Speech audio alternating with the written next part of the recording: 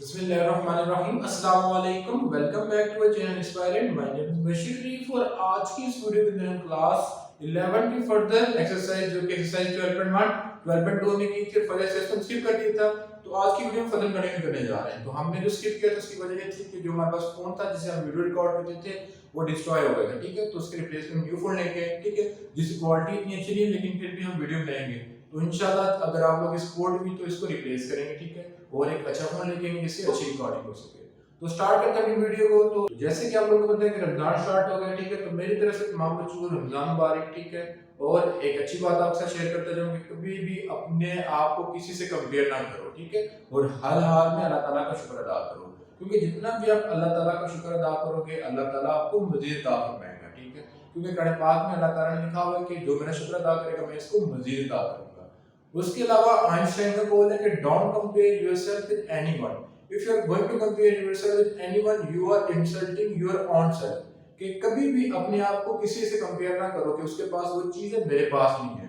तो अगर आप अल्लाह से मांगोगे तो अल्लाह आपको जरूर अता करेगा, लेकिन अगर आप अल्लाह से शिकवा करोगे तो अल्लाह ताला जो चीज आपको दी होगी वो भी खींच लेगा। तो हर हाल में अल्लाह ताला का शुक्र अदा करें। ठीक है, तो उसके अलावा स्टार्ट करते हैं एक्सरसाइज 12.3 को। तो अगर हम मूव करेंगे 12.3 से पहले हमने जो है वो 12.3 के बारे में थोड़ा बहुत पढ़ लेते हैं कि 12.3 के अंदर हम करने क्या जा रहे हैं। जैसे कि अगर हम बात करें जो 12.1 स्टार्ट की थी उसकी थोड़ी थोड़ी बात कर लेते हैं कि इसके अंदर हम करेंगे क्या क्या फॉर्मूले यूज होंगे।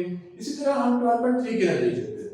तो अगर हम बात करें 12.3 के अंदर जो हम एक्सरसाइज पढ़ रहे हैं, ठीक है, अब इसको कंपेयर कीजिए पंजाब बोर्ड की बुक के अंदर चैप्टर नंबर 14 बनता है और यहाँ पे चैप्टर नंबर 12 है। ठीक है, वहां पे एक एक्सरसाइज थी, यहाँ पे इसकी 3 एक्सरसाइज है। अब इसको कैसे करते थे, तो यहाँ पे मैं भी रकम बता रहा हूँ। तो आप लोगों ने फिजिक्स के अंदर पढ़ा होगा कि टोटल हमारे पास 4 क्वाड्रेंट होंगे और मैथ्स के अंदर पढ़ा होगा, क्योंकि प्रीवियस लेक्चर के अंदर मैंने आपको पढ़ाया हुआ है। ठीक है, second quadrant, third quadrant and fourth quadrant. ठीक है, ये चीज आप लोगों ने पढ़ी होगी। उसके अलावा आप लोगों ने पढ़ा होगा कि all student take tea, all student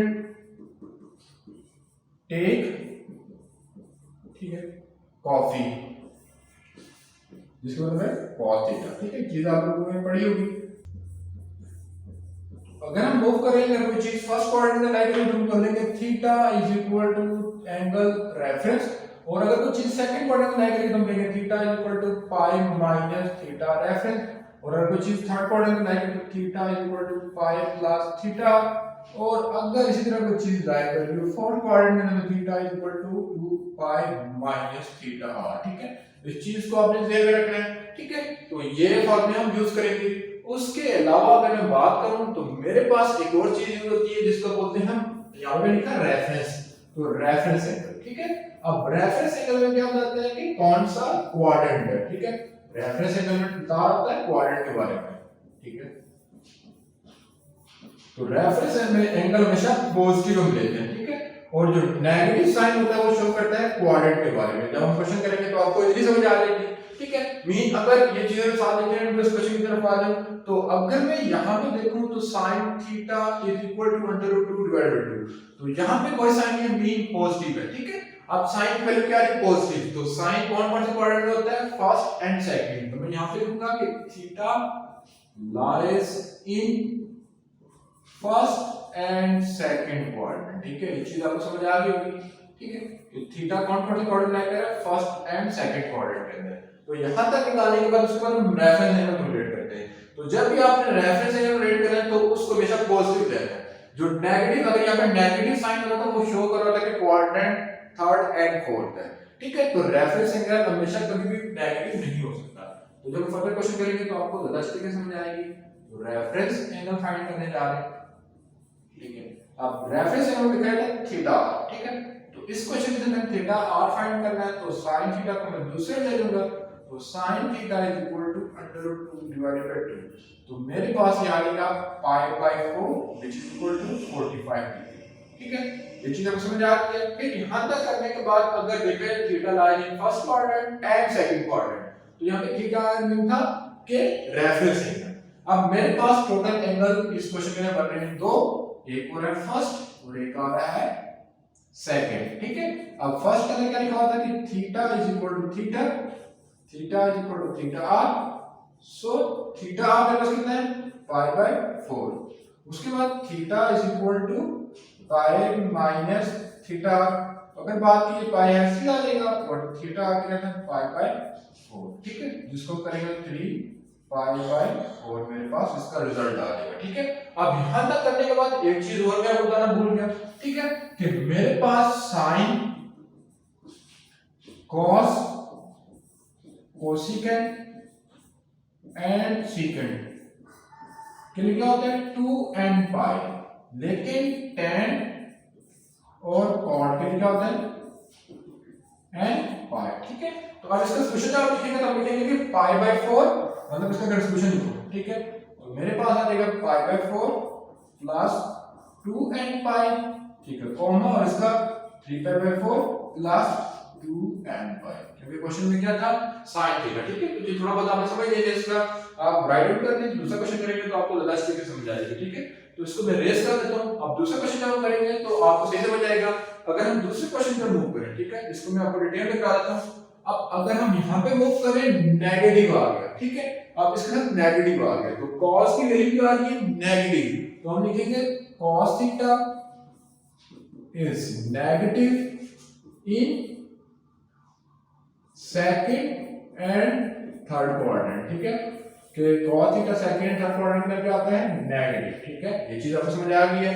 फिर हमने फाइंड करना है रेफरेंस एंगल, तो मैंने आपको बताया था कि जब भी हम रेफरेंस एंगल को फाइंड करेंगे तो reference angle will never be negative, ठीक है, यानी जो नेगेटिव साइन का क्वेश्चन में मेंशन भी होगा वो शो कर रहा होगा क्वाड्रेंट के बारे में। तो अगर हम बात करें तो मेरे पास आ रहा है cos theta is equal to √3/2 count करेंगे, जो नेगेटिव साइन था वो क्वाड्रेंट के बारे में शो कर रहा होगा, हमने मेंशन कर दिया है, ठीक है। तो theta is equal to cos inverse √3/2। तो ज्यादा बच्चे यहां पे गलती करते हैं, तो वो चीज मैंने बता दी कि नेगेटिव साइन शो क्वाड्रेंट, जब भी हमने रेफरेंस एंगल फाइंड करा तो नेगेटिव साइन को हम इग्नोर कर देंगे, ठीक है। तो हमने कहा था कि थीटा cos इनवर्स √3/2 कितने पे होता है, तो अगर हम बात करें तो cos 0 कितना होता है 1, फिर cos 30 क्या होता है √3/2, तो यहां पे आ जाएगा थीटा इक्वल टू 30 डिग्री, जिसको अगर हम रेडियन में चेंज करें तो पाई बाय 6 आ जाएगा, ठीक है। ये चीज आपको समझ आ गई है। फिर अगर हम फर्दर मूव करें तो थीटा में कितना आ गया पाई बाय 6, और अब मेरे पास क्वाड्रेंट कितने बने थे second and third, second and third, तो सेकंड के लिए हम क्या करते हैं कि theta is equal to second part में theta is equal to pi minus theta reference, तो पाई माइनस पाई बाय 3 करेंगे तो कितना रिजल्ट आ जाएगा 2 पाई बाय 3। अब इसी तरह theta is equal to pi plus theta third quadrant के लिए करते हैं, जो कि आपको पीछे एक डायग्राम समझाई थी आपको। फिर पाई प्लस थीटा रेफरेंस में कितना था पाई बाय 6, सॉरी यहां मैंने गलती कर दी है, यहां पे कितना पुट करा था मैंने पाई बाय 6 तो जाएगा 5 पाई बाय 6, और यहां पे आगे पुट करेंगे पाई बाय 6 तो जाएगा 7 पाई बाय 6। तो अगर हम बात करें तो 2 n पाई, क्योंकि cos है, अगर 10 होगा तो n पाई ऐड करते हैं, ठीक है। तो अब इसका सॉल्यूशन लिखने के दो तरीके हैं, ठीक है, एक इस तरह लिख सकते हैं जो कि हम यहां पर रूप में लिखे थे 2 n pi union 7 pi by 6 और 2 n पाई, ठीक है। ये प्रीवियस बुक के अंदर जो है इसका सॉल्यूशन लिखे थे, ठीक है। तो बेसिकली ये था क्वेश्चन नंबर 2 इसका। फिर उसके बाद हम मूव करते हैं नेक्स्ट पार्ट में, ठीक है। तो उसके बाद नेक्स्ट पार्ट है वो मेरे पास, अब लोगों को सॉल्व कर लेना, ठीक है। तो अब मैं इसमें कैमरा करा तो कॉज आपने बुक कर लेना, ठीक है। तो ये भी बड़ा इजी क्वेश्चन है। तो अगर हम इसकी बात करें तो tan theta is equal to √3 आ रहा है, तो how we can going to solve them. तो बेसिकली हम यहां पे देखेंगे कि थीटा क्या है पॉजिटिव, सो हम कहेंगे थीटा लाइज इन, अब हमें देखना है कि tan थीटा कहां पॉजिटिव होता है, एक फर्स्ट क्वाड्रेंट के अंदर और एक थर्ड क्वाड्रेंट के अंदर, तो चीज हमें बचा दी है। फिर हम लेंगे theta is equal to tan inverse √3, ठीक है। तो हम कैलकुलेटर देखते हैं कि tan इनवर्स √3 कितना होता है। तो बेसिकली अगर हम बात करें tan इनवर्स √3 हमारे पास होता है 60 डिग्री इक्वल, तो मेरे पास आ जाएगा theta is equal to 60 degree, जिसको अगर हम रेडियन में चेंज करें तो पाई बाय 6 आ जाएगा। फिर हम यहां पे हमने रेफरेंस एंगल फाइंड कर लिया, ठीक है। तो ये इस चीज को कहता है रेफरेंस एंगल, मैंने यहां पे मेंशन नहीं किया, तो ये रेफरेंस एंगल फाइंड कर लिया theta r and theta r, ठीक है।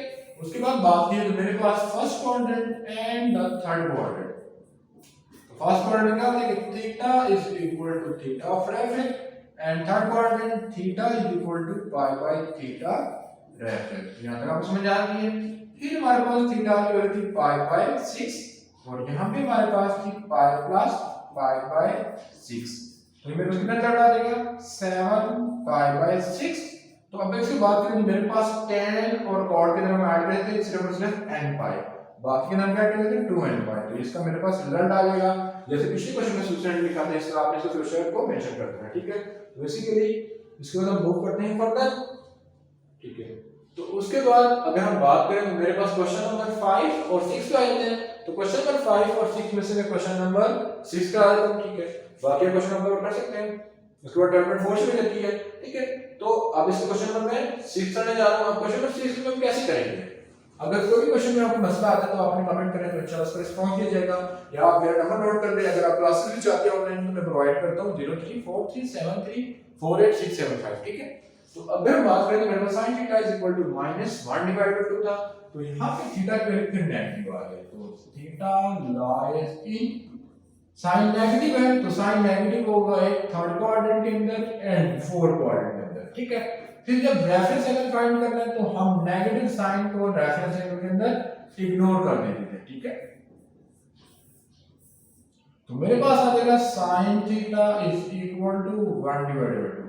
ठीक है, तो theta is equal to sin inverse 1 divided by 2। तो अगर हम बात करें तो sin 0 0, sin 30 कितना होता है 1 डिवाइडेड बाय 2। तो कितना हो जाएगा theta is equal to 30 degree which is equal to pi by 6। ठीक है, फिर अगर हम बात करें तो मेरे पास कोऑर्डिनेट कौन कौन से बनते थे? तो कोऑर्डिनेट एक बना था थर्ड और एक बना था फोर्थ। ठीक है, तो अगर हम बात करें थर्ड तो theta is equal to theta r plus pi और फोर्थ के लिए theta is equal to pi minus theta r। ठीक है, फिर हम पाई और थीटा कितना था पाई बाय 6, तो यहाँ आएगा 7 पाई बाय 6। और अगर हम यहाँ पुट करेंगे 2 pi minus theta pi by 6 which is equal to 6 LCM आ जाएगा 6 to the 12 minus 11 पाई। ठीक है, ये रिजल्ट आ गया। फिर अगर हम इसका सॉल्यूशन लिख देते हैं तो क्या आएगा 7 पाई बाय 6 प्लस कौन सा फंक्शन था साइन का 2n pi union 11 pi by 6 plus 2n पाई। ठीक है, ये इसका क्या हो जाएगा सॉल्यूशन है। ठीक है, तो बेसिकली ये क्वेश्चन हो गया था क्वेश्चन नंबर जो है वो लास्ट क्वेश्चन था। तो ये थी एक्सरसाइज 12.3। तो अगर आपको ये वीडियो पसंद आए तो आप लोगों ने अपने दोस्तों से शेयर करनी है और कमेंट सेक्शन में लाजमी अपनी राय से बता देना। तो क्वेश्चन कर रहे थे कि 12.5 और 12.6 को सॉल्व करें। तो हमने ये कहा कि 12 चैप्टर पूरे को एक सीक्वेंस में लेके चलते हैं। 12.3 कवर किया, फिर 12.4 कवर करेंगे, फिर 5 एंड फिर 6 को। तो इसको आप राइट डाउन करना है। ठीक है, और जो है वो लाजमी वीडियो को शेयर करना है अपने दोस्तों के साथ। तो मिलेंगे नेक्स्ट पार्ट में, तब तक अल्लाह की